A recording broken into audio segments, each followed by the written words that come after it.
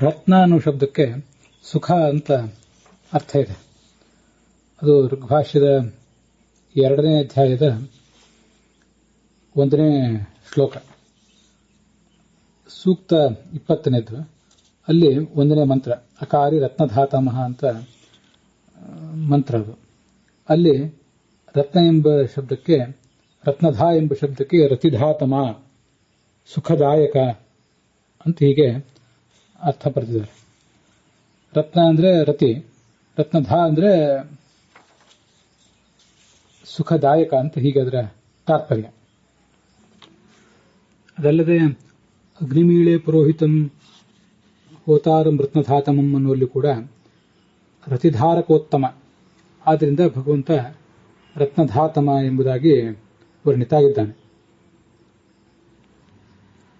ರತ್ನ ಎಂಬ ಶಬ್ದಕ್ಕೆ ಶಾಸ್ತ್ರ ಅಂತ ಕೂಡ ಆಚಾರ್ಯರು ಅರ್ಥ ಹೇಳಿದ್ದಾರೆ. ಅದು 2ನೇ ಅಧ್ಯಾಯ ಋಗ್ಭಾಷ್ಯದಲ್ಲಿ 9 ಮತ್ತು 10ನೇ ಶ್ಲೋಕಗಳು, ಸೂಕ್ತ ಸಂಖ್ಯೆ 20. ಅಲ್ಲಿ 7ನೇ ಮಂತ್ರ ತೇನೋ ರತ್ನಾನಿ ಧತ್ತನ ತ್ರಿರಾಸಪ್ತಾನಿ ಸುನ್ವತೆ ಅಂತ ಅಲ್ಲಿ ಬರ್ತದೆ.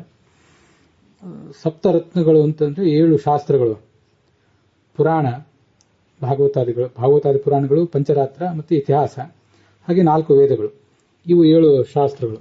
ಅಥವಾ ದೈವಮೀಮಾಂಸ ಮತ್ತೆ ಬ್ರಹ್ಮತರ್ಕ ಇವೆರಡು, ಹಾಗೆ 4 ವೇದಗಳು ಮತ್ತೆ 5ನೇ ವೇದವಾದ ಮಹಾಭಾರತ, ಇವಿಷ್ಟು ಸೇರಿ ರತ್ನ ಅಂದ್ರೆ ಶಾಸ್ತ್ರಗಳು ಅಂತ ವರ್ಣಿತ ಆಗಿವೆ.